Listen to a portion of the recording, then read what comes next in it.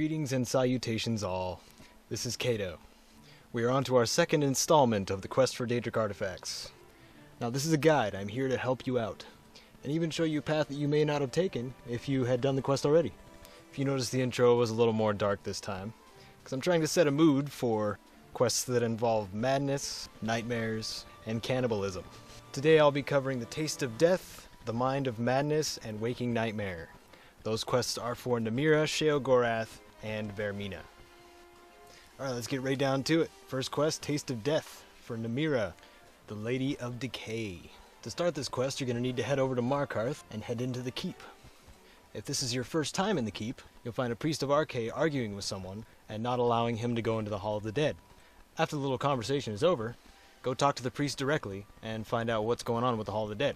Take an immediate left when you enter the Keep, and the Hall of the Dead is right past the excavation site. You ask the priest what's going on there, and then you get a speech check. After you bypass that, you get a little rundown on what's going on. Seems as though somebody's going into the Hall of the Dead, eating the remains of the deceased, and desecrating them in all sorts of ways. Of course, I'm not going to elaborate any further. Head on inside and walk around for a little while. You'll start to hear a voice that seems to be coming from everywhere, mentioning something about forgetting a first meal. A Nord woman suddenly appears and starts dialogue with you. Her name's Iola, and she's a follower of Namira. She said she had come here from a place called Reachcliff Cave, and needs it cleared out of Draugr. She gives you the location and vanishes. Return to the priest and let him know all is well. The weird part is he doesn't ask any questions whatsoever. Just gives you an Amulet of Arcane and sends you on your way.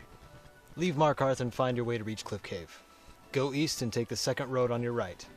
Once you make it there, you find Iola outside. She actually offers to go along with you. It's best to take her along, because you gotta talk to her directly after you kill the Draugr anyways. Once inside, you pretty much have a direct path to the Shrine of Namira. There's only one spot where the path actually splits into two and then ends up in the same room anyways. Now the Draugr in here are level appropriate, so if you're high level you will encounter a lot of overlords. Bring fire, and lots of it. Once you make your way to the main chamber, you will encounter two Draugr, one of which will be more powerful than the rest. Some cool little bit of info I found out. When the Draugr actually speak, it's not nonsense. When they say Ar Vinok, for example, it's roughly translated to defeat his servant, which could perhaps mean a party member you brought along. Anyways, Iola catches up with you if you didn't bring her, or just talks to you directly if you did bring her. She says the next step is to prepare a feast, and the perfect individual to quote-unquote invite to this feast would be the Priest of Arkay that you helped out earlier. Head back over to the Hall of the Dead in Markarth. He should be in there somewhere.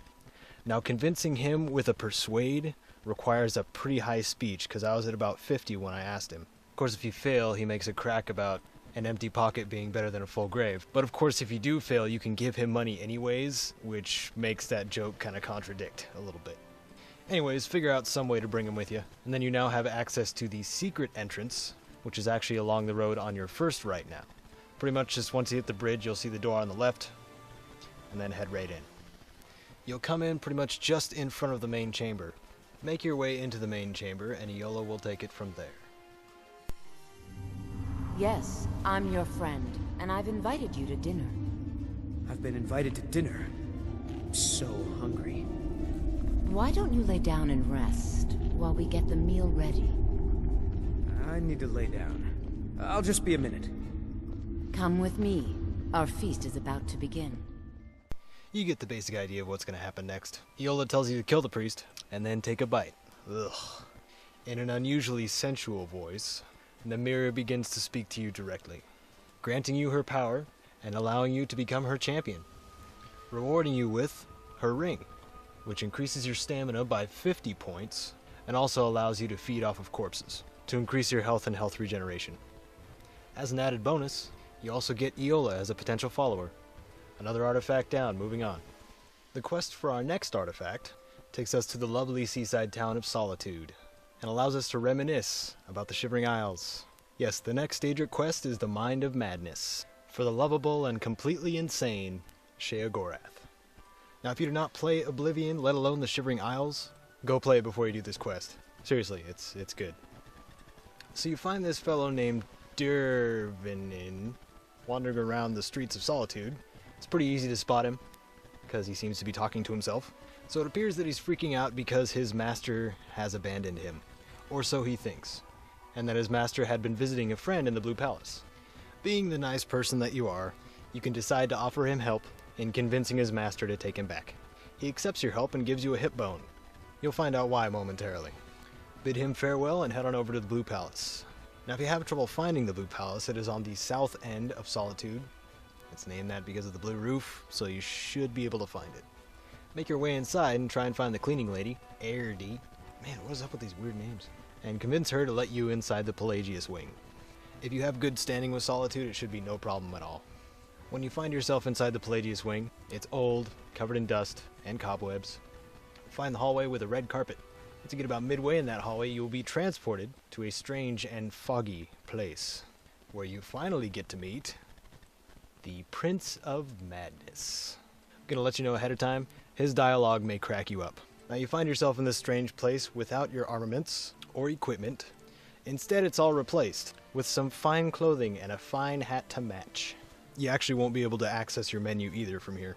I know some of you may feel crippled, but don't worry. Once Sheogorath is done speaking to his current guest, you try to tell him that you've been sent as a messenger from Dirvenin. After a long-winded reply, he finally introduces himself. You can call me Anne-Marie, but only if you're partial to being flayed alive and having an angry immortal skip rope with your entrails. If not, then call me Sheogorath, Daedric, Prince of Madness. Charmed. After that lovely introduction, he informs you that you are in the mine of the dead Emperor Pelagius III.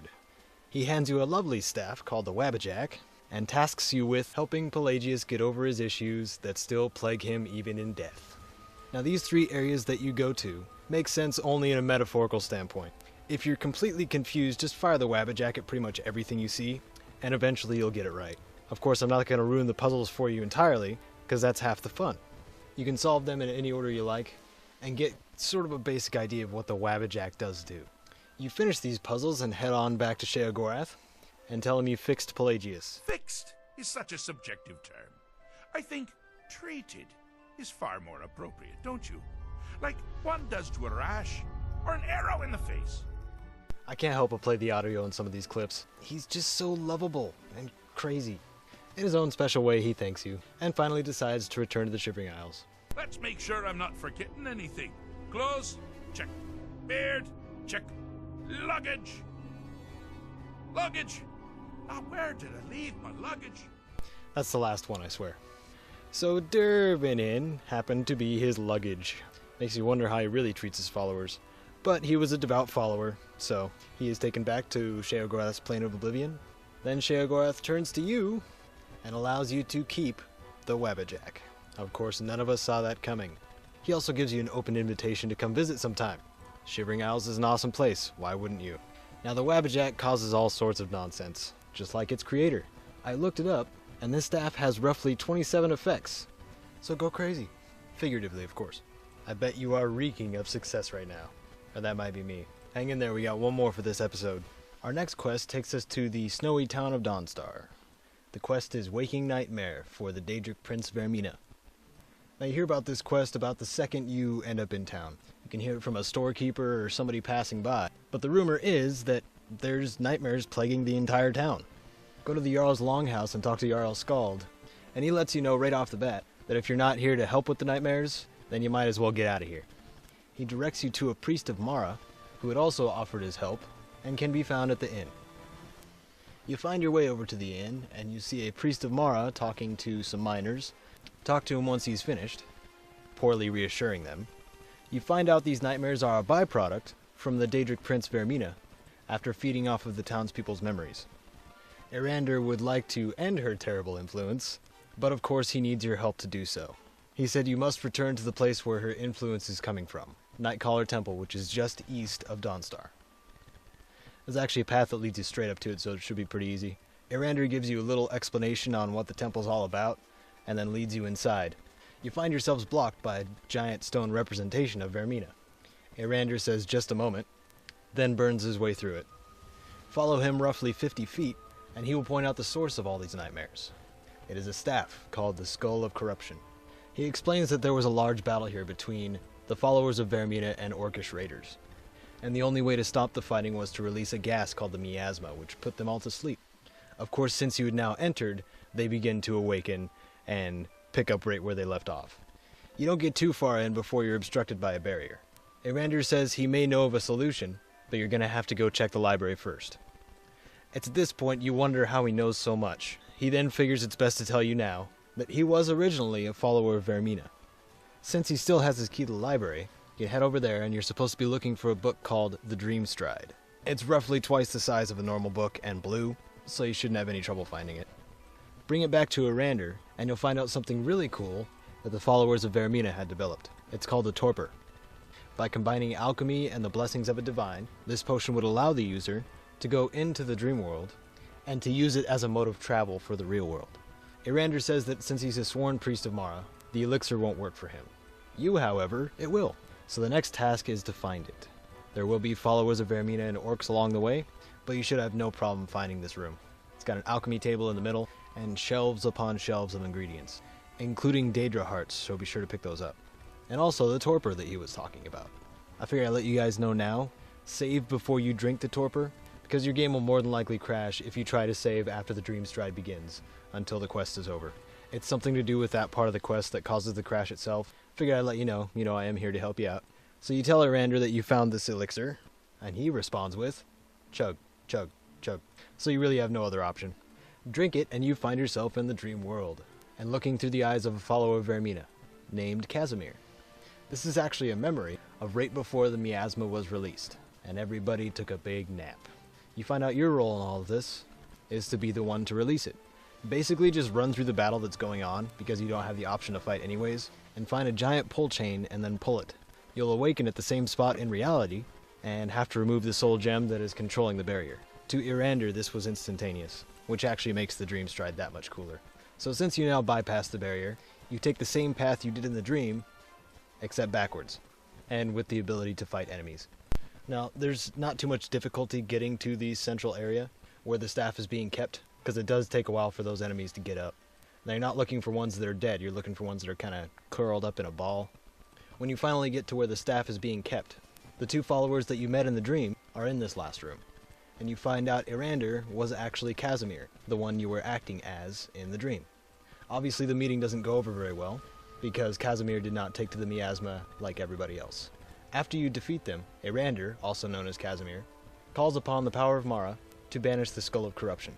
Vermina then begins to speak to you, telling you are being deceived. I mean, of course, yes, you were deceived by him earlier, twice, and she orders you to kill him, the reward, of course, being the staff. So here's the choice in this quest. You can allow him to finish the ceremony and receive him as a follower, or you can decide to kill him and take the staff for yourself.